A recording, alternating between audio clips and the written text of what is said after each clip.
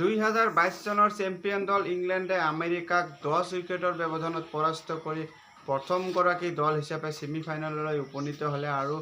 যোৱা মেচখনত ইংলেণ্ডে সাউথ আফ্ৰিকাৰ হাতত যি ধৰণে পৰাস্ত হৈছিল 21টা বলত 24 ৰানৰ প্ৰয়োজন আছিল আৰু তেনে ক্ষেত্ৰত 7 ৰানৰ ব্যৱধানত পৰাজয় বৰণ কৰাৰ পিছত ইংলেণ্ড দলৰ ছেমিফাইনেলৰ আশা অতি দূৰ হৈ গৈছিল। মেচখনত ইংলেণ্ড দলে একেবাৰে দমনীয় প্ৰদৰ্শন কৰিছিল। প্ৰথমেৰে পৰাই একতৰফীয়া প্ৰদৰ্শন কৰিছিল ইংলেণ্ড দলে আৰু ইংলেণ্ড দলৰ বলাৰসকলৰ আগত আমেৰিকাৰ বেটাৰসকলে একেবাৰে ধৰাশায়ী হৈছিল। প্ৰথমতে মেচখনত আমেৰিকাই বেটিং কৰি কেৱল মাত্ৰ 115 ৰান সংগ্ৰহ কৰিব পাৰিছিল। আমেৰিকাই এটা সময়ত ভাল পজিশ্যনত খেলি আছিল, মেচৰ চিচুৱেশ্যন অনুযায়ী মেচ জিপলৈকে লৈ যাব পাৰিছিল, কিন্তু এটা সময়ত আমেৰিকাই 115 ৰানৰ ভিতৰত 5টা উইকেট হেৰুৱাই খেলি আছিল আৰু তেনে সময়তে 115 ৰানৰ ভিতৰতেই বাকী 5টা উইকেট কোনো ৰান সংগ্ৰহ নকৰাকৈয়ে আউট হৈছিল আৰু শেষৰ শাৰীৰ 5জনকৈ বেটাৰে মিলি এটা ৰানো সংগ্ৰহ কৰিব পৰা নাছিলে, যাৰ কাৰণে আমেৰিকাই কেৱল মাত্ৰ 115 ৰানতে থমকি যাবলগীয়া হৈছিল আৰু ইয়াৰ মূলতেই আছিল শেষলৈ ইংলেণ্ডৰ ফাষ্ট বলাৰ ক্ৰিছ জৰ্ডনৰ হেট্ৰিক। 19তম অভাৰত ক্ৰিছ জৰ্ডনে হেট্ৰিক সহ এটা অভাৰতেই 4টাকৈ গুৰুত্বপূৰ্ণ উইকেট লৈছিল আৰু জৰ্ডনৰ এই অভাৰৰ মূলতেই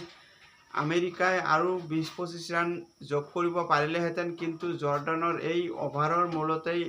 আমেৰিকাই 115 ৰানতেই থমকি যাবলগীয়া হৈছিল। তাৰোপৰি মেচখনত প্ৰথমৰে পৰাই একেবাৰে প্ৰেছাৰ মেইনটেইন কৰি বলিং কৰি আছিল ইংলেণ্ডৰ অভিজ্ঞ স্পিনাৰ আদিল ৰছিদ আৰু আদিল ৰছিদে 4 অভাৰৰ স্পেলত কেৱল মাত্ৰ 13 ৰান ব্যয় কৰি 2টা গুৰুত্বপূৰ্ণ উইকেট লৈছিল আৰু ৰছিদৰ এই প্ৰদৰ্শনৰ বলতেই মেন অফ দ্য মেচৰ পুৰস্কাৰ দিয়া হৈছিল ৰছিদক। তাৰোপৰি শ্যাম কৰ্ণেও 2টা উইকেট লৈছিল মেচখনত আৰু ইংলেণ্ড দলৰ বলাৰসকলৰ সকলোৱে মিলি কণ্ট্ৰিবিউট কৰিছিল, যাৰ কাৰণে আমেৰিকাই কেৱল মাত্ৰ 115 ৰানতেই থমকি যাবলগীয়া হৈছিল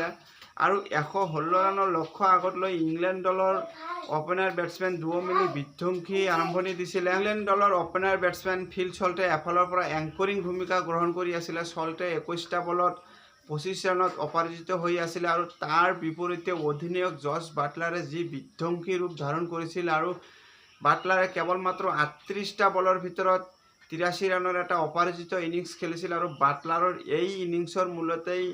আমেৰিকা দলে কেৱল মাত্ৰ 9.4 অভাৰতেই পৰাজয় বৰণ কৰিবলগীয়া হৈছিল আৰু ইংলেণ্ড দলে মেচখনত সুবৰ্ণ সুযোগ পাইছিল যে কম সময়ৰ ভিতৰতে মেচখন শেষ কৰি নেট ৰান ৰেটত এটা শুধৰণি অনাৰ আৰু সেই মৰ্মে ইংলেণ্ড দলৰ অপেনাৰ বেটছমেন দুয়ো মিলি যি ধৰণে মেচ একেবাৰে ফিনিছ কৰি আহিছিল সেয়া ইংলেণ্ড দলৰ কাৰণে বনাছ পইণ্ট আছিলে আৰু ইয়াৰ মূলতে ইংলেণ্ড দলে ছেমিফাইনেললৈ উপনীত হ'ব পাৰিলে আৰু ইংলেণ্ড দলৰ অধিনায়ক জছ বাটলাৰে